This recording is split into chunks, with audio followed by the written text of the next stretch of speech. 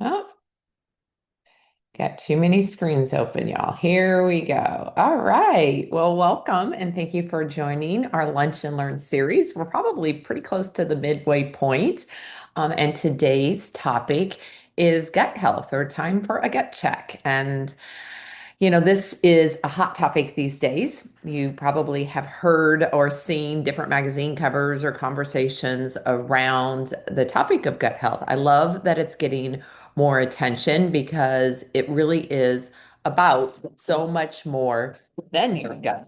So, you possibly have already heard that the gut is our second brain. And so there's literally what's called the vagus nerve that runs from our brain to our gut, and they are connected and in constant communication.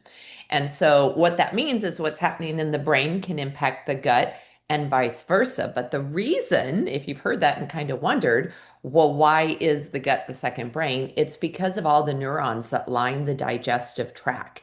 Second to the brain, it has the most in the body. So, in saying that, what's going on in our gut is impacting our health in more ways than we might consider. Of course, digestion and normal, gut issues that we could probably name off quite easily. But even more than that, right? Immunity. It's so interesting that 80% of our immune function is literally derived from our gut. So you can imagine if you don't have a healthy gut, you're going to have a challenge with immune system issues, whether weakened or last week we talked about autoimmune conditions.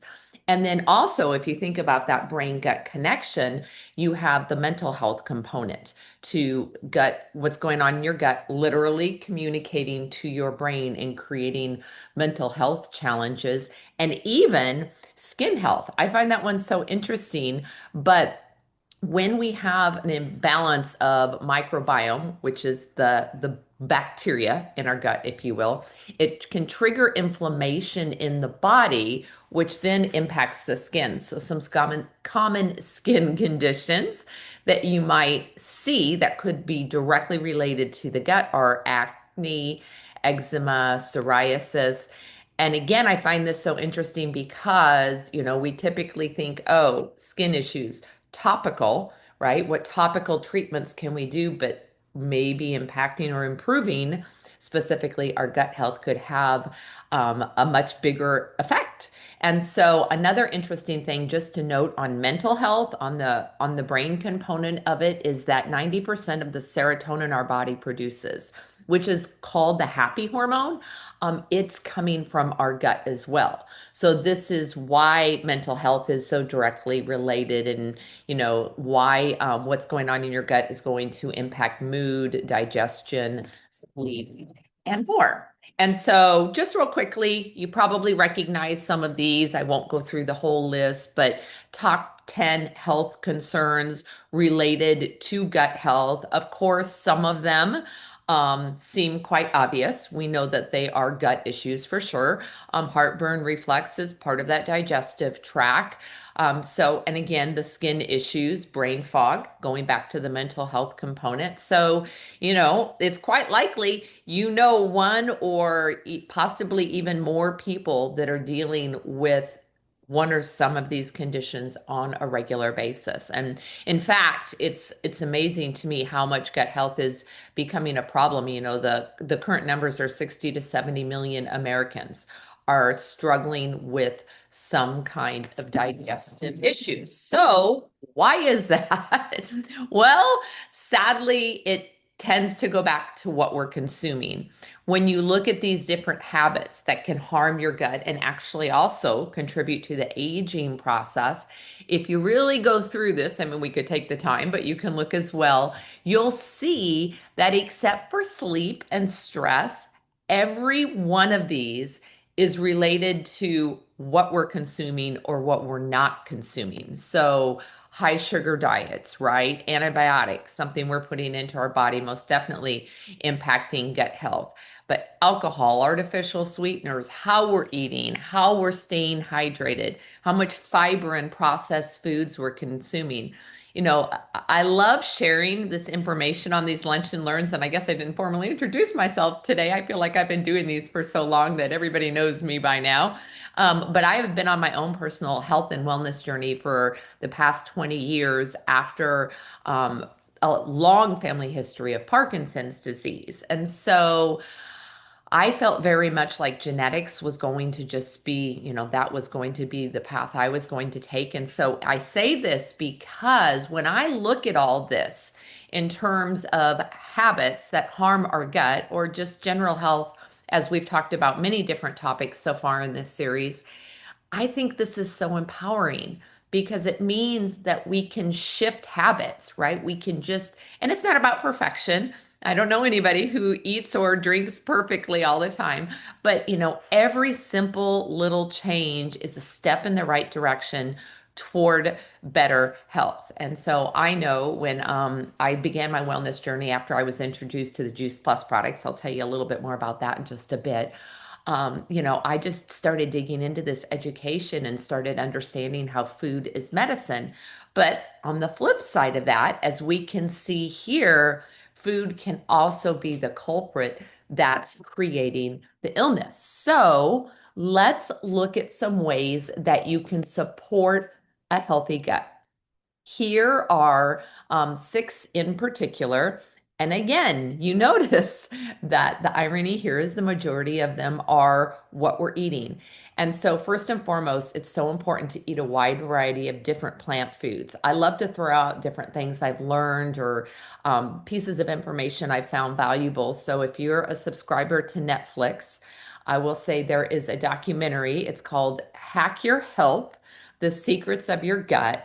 And it is so informative on this topic. In fact, it even states in it that the goal in terms of a wide variety is to be consuming 30 different plant foods every single week. So I don't know about you, but I can go to the grocery store, right? Usually have the berries, the maybe some apples and bananas in the house and broccoli, the more common vegetables, if you will. But 30 different ones really takes an intentionality, and yet it is incredibly impactful for gut health. And if this is something that you're really wanting that deeper dive in, I can't say or can't recommend that Netflix documentary enough. Really, really good. Hack Your Health: The Secrets of Your Gut. Okay. The second thing is then, of course, kind of correlates, right? If you're eating a wide variety of plant foods, you're going to want to be making sure that the majority of them are fruits and vegetables, but that rainbow effect.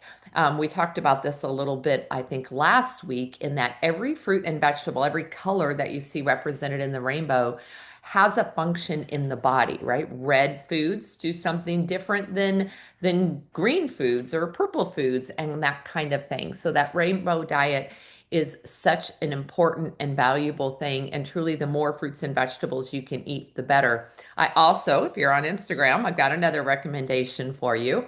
There is a doctor I love to follow on Instagram. His name is Dr. Alan Desmond, and he is a gastroenterologist out of England. So think about that. If he's a gastroenterologist, he is literally treating people with gastrointestinal issues all the time.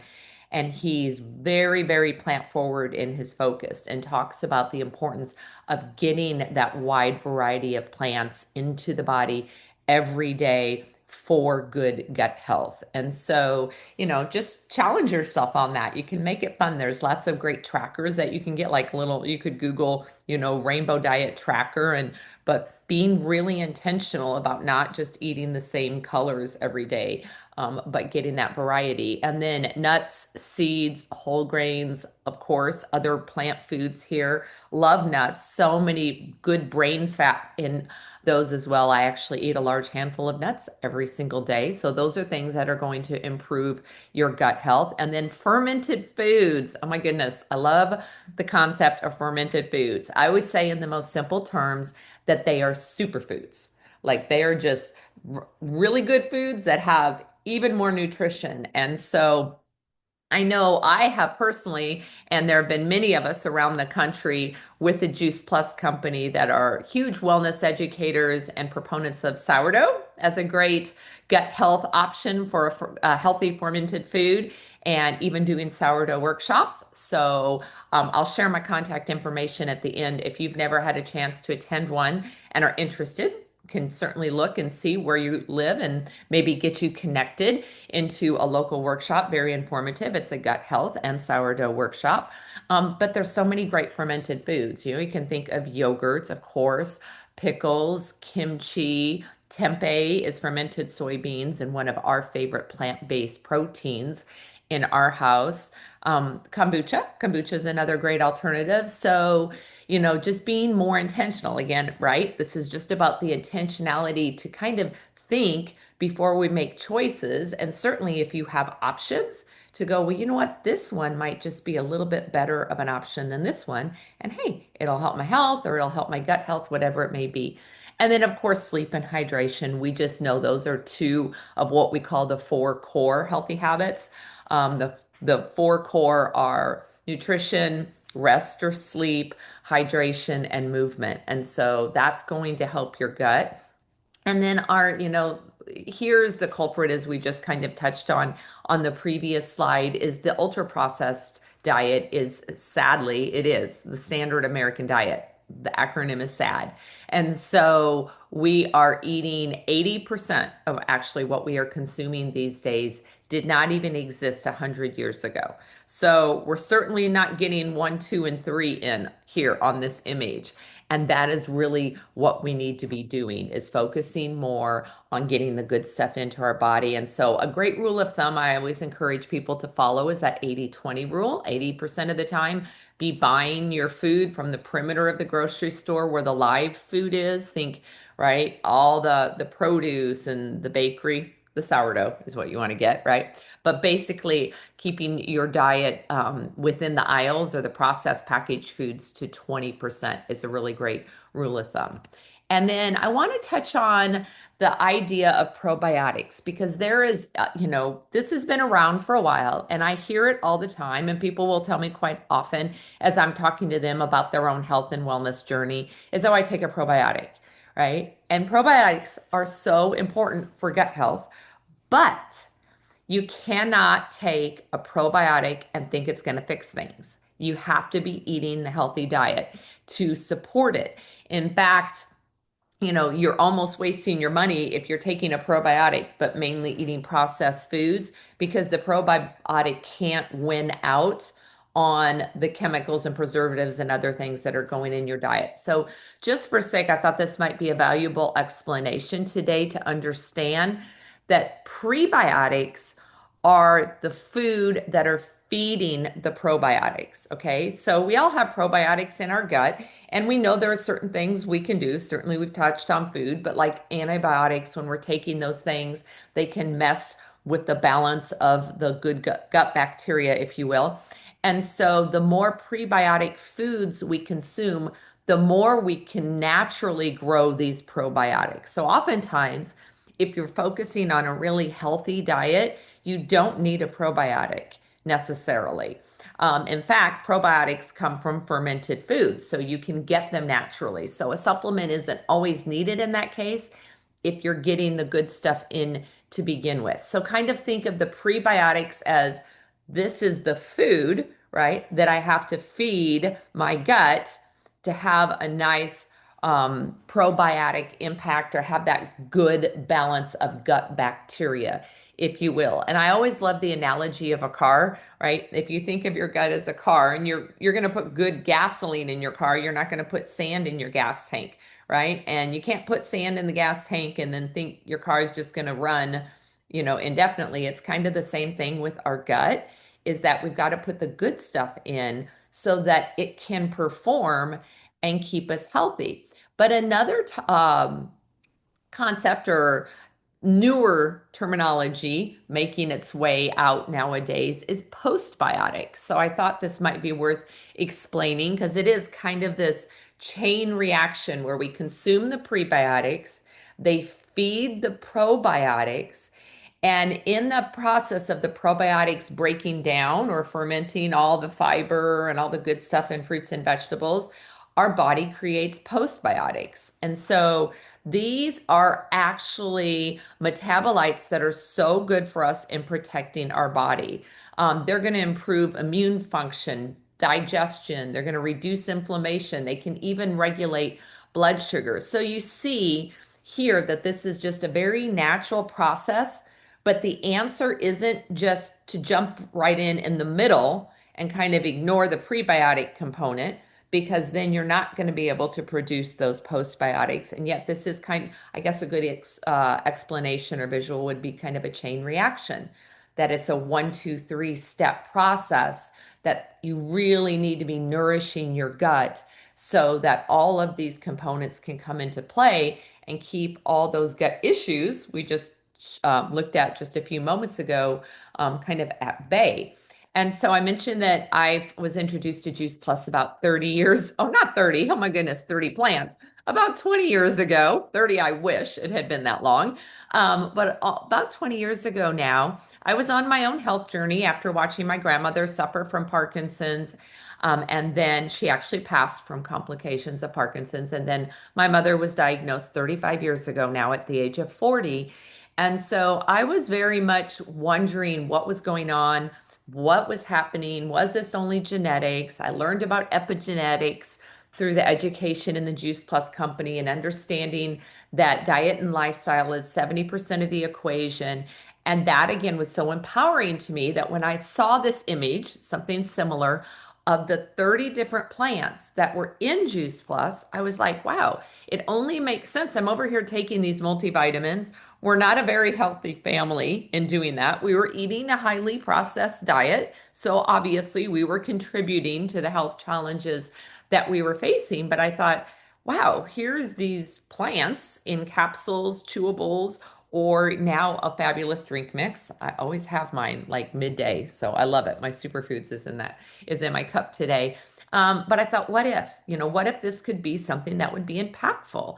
And so going back to the concept of just like that one idea of ways to improve your gut health, of getting 30 different plants into your body every week, imagine the impact if you could do it every day. And that is what we have lived. I have raised my kids on Juice Plus.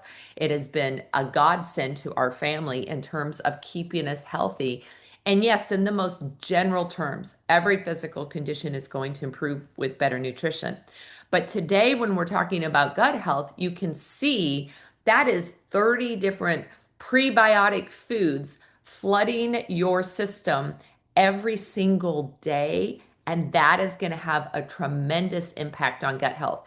I just have to throw this in. It's a conversation we often don't want to have when we talk about like constipation and bowel movements, but it's very intriguing to me that people, you know, don't realize that 2 to 3 times a day is a healthy gut system.